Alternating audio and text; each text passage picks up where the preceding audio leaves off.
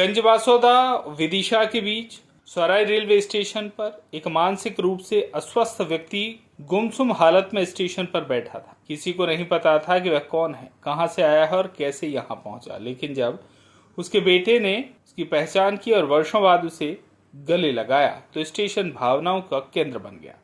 5 दिन पहले स्टेशन पर ड्यूटी कर रहे रेलवे सिग्नल विभाग के कर्मचारी पुष्पेंद्र यादव और शैलेंद्र चौबे ने युवक को अकेले और असहाय अवस्था में देखा। बातचीत में भाषा की समस्या आई, लेकिन शैलेंद्र चौबे को उनके हाव भाव और उच्चारण से आभास हुआ कि वह बंगाल से हो सकता है। उन्होंने सीनियर टेक्नीशियन प्रणव मांझी से संपर्क किया, जो बंगाली भाषी हैं। मंगलवार सुबह जब सुजॉय अपने परिजनों के साथ अपने घर आश्रम पहुंचा और अपने पिता को गले लगाया तो सभी की आंखें भर आईं। दस्तावेजों की पुष्टि के बाद युवक को परिवार को सौंप दिया गया। परिजनों के आने तक युवक को सुरक्षित रखने के लिए वरिष्ठ चिकित्सक डॉक्टर सुरेश गर्ग की सलाह पर उसे विदिशा के विट्ठल नगर स्थित अपना घर आश्रम भेजा गया। डॉक्टर जी के माहेश्वरी के नेतृत्व में युवक को भोजन, वस्त्र और देखभाल मुहैया कराई। रेलवे कर्मचारियों के साथ श्रमदान दल ने भी सराहनीय भूमिका निभाई। सदस्य आकाश जैन ने कलेक्टर अंशुल गुप्ता और एसडीएम विजय राय से संपर्क किया। प्रशासन की अनुमति से युवक को आश्रम में भर्ती कराया गया। वहीं परिजनों के ठहरने की व्यवस्था हितकारिणी धर्मशाला में की गई। प्रणव मांझी ने युवक से मोबाइल पर बात की, जहां वह केवल सारंगा बोल सका। इसी शब्द से पहचान की शुरुआत हुई।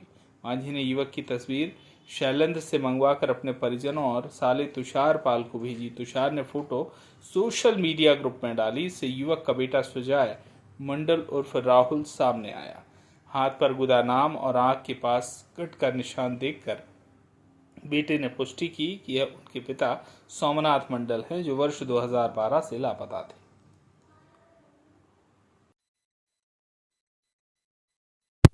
मेरे पापा को जो मिला अभी, तो इन लोगों का बहुत अवदान है। नहीं तो हम कभी भी मैं ज़िंदगी में नहीं सोचा था मैंने पापा को फिर से दोबारा देख पाएंगे। तो बहुत तहे दिल से हम ये कहना चाहेंगे, तो ये जो भैया है उसके बहुत शुक्रगुजार करना चाहते हैं। और इन लोगों को पूरा टीम मिलके जो मेरा पापा के लिए किया, और कोई ऐसा काम कर नहीं पाते, तो हम भी कोशिश करेंगे ऐसा कुछ मिलेगा हमको करने के लिए, तो हम भी ऐसा करने के लिए कोशिश करेंगे। मिले थे हमारे एक साथी हैं पुष्पेंद्र यादव और शैलेंद्र चौबे, उनको ये सौराई स्टेशन पर घूमते हुए मिले थे। लेकिन सौराई क्या है, छोटा सा स्टेशन है, तो सौराई स्टेशन पर जब कोई भी एक अननोन व्यक्ति घूमता दिख रहा है तो उन्होंने इनसे बातचीत करने की कोशिश की, लेकिन चूँकि भाषा का गैप था तो वो लोग समझ नहीं पाए। लेकिन हमारे एक मित्र शैलेंद्र चौबे जी ने हमारे सीनियर टेक्नीशियन प्रणव मांझी जी से उनकी बात कराई, जो युवक हैं सोमनाथ जी, उनसे उनकी बात कराई। तो उनसे बातचीत के बाद पता पड़ा कि वो सांगला कोई जगह है, सांगला ऐसी कोई जगह है। तो अंकल जो सीनियर टेक्नीशियन जी ने अपने विवेक के आधार पर, जो कि वो भी वेस्ट बंगाल के हैं, तो उनने अपने परिजनों से बातचीत की, उनकी फ़ोटो मंगाई। उस फोटो को सोशल मीडिया के माध्यम से वायरल कराया। इसमें उनके साले, शायद उनका नाम तुषार पाल नाम है, उनका विशेष योगदान है। जब परिजनों से बातचीत हो गई और इसकी जानकारी जब हमें मिली, तो चूँकि परिजनों ने 1100 किलोमीटर दूर से आने वाले थे, तो उनको आने में 24 घंटे से अधिक समय लगना था। इसलिए भाई युवक को कहाँ रखा जाए, सुरक्षा की विशेष हम लोगों पर एक जिम्मेदारी आ गई थी। इसलिए फिर हमने जिला कलेक्टर एसडीएम गंजबासौदा से बातचीत की, उन लोगों के समन्वय और से व्यक्ति को कहाँ रखा जा सके उनसे सलाह ली। लेकिन चूँकि वो लोग जिला अस्पताल में रखने के पक्षधर थे, लेकिन श्रमदान दल इसका पक्षधर नहीं था।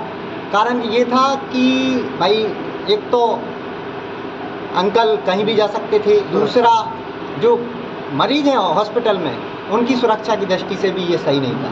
तो हमने अपर कलेक्टर मोहिनी शर्मा जी को अब मना कर दिया कि नहीं भैया, अस्पताल में रखने के लिए हम सहमत नहीं हैं।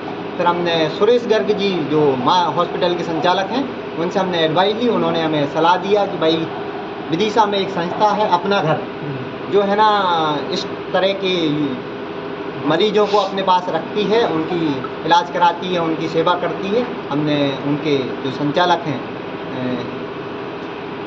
JK महेश्वरी जी, उनसे बातचीत की, उन्होंने साहर्थ हमें अनुमति दी।